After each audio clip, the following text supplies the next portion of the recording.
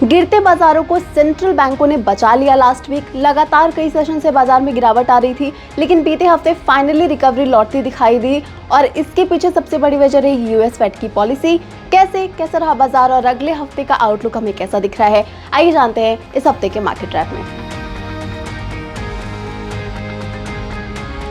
US Fed ने लगातार दूसरी बार इंटरेस्ट रेट को स्टेबल रखा है। वैसे इंटरेस्ट रेट 2001 के बाद अपने हाईएस्ट लेवल पर चल रहा है। यूरोपियन सेंट्रल बैंक के बाद बैंक ऑफ इंग्लैंड ने भी रेट को कायम रखा है। यूएस फेड के फैसले के बाद बॉन्ड यील्ड फाइनली नीचे आने लगी है। 10 साल की बॉन्ड यील्ड 3 हफ्ते के निचले स्तर पर 4.7% के आसपास चल रही है। बॉन्ड यील्ड फाइनली नीचे आने से अमेरिकी बाजारों में जोश हाई दिखाई दिया। डाउ अपने 5 महीने के हाई लेवल पर पहुंच गया था और नैस्डैक ने भी अच्छी खासी तेजी दर्ज की है।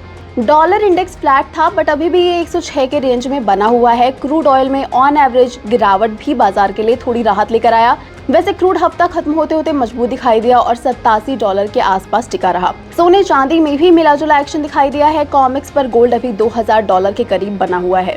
यूएस मार्केट्स की तरह घरेलू बाजारों में भी रौनक लौटी। ग्लोबल मार्केट्स में रिकवरी का असर यहाँ भी दिखाई दिया। निफ्टी करीब 200 पॉइंट्स ऊपर चढ़ाए बीते हफ्ते और दूसरी तिमाही के नतीजों के चलते यहाँ स्टॉक स्पेसिफिक एक्शन जरूर देखने को मिला। बीते हफ्ते टाटा मोटर्स के नतीजे शानदार रहे। मारुति सुजुकी, भारतीय Airtel, TVS, hero MotoCorp, Concor, Gujarat gas जैसी कंपनीज ने भी अपने रिजल्ट्स पेश किए।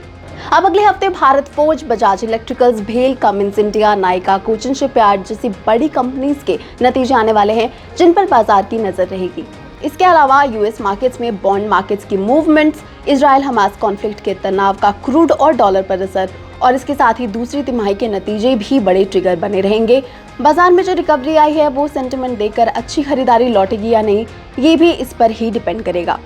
सो इस सब पर रहेगी हमारी नजर और अगले हफ्ते आपको फिर मिलेगा मार्केट का रिकैप मार्केट रैप में। तब तक के लिए देखते रहें जी बिजनेस।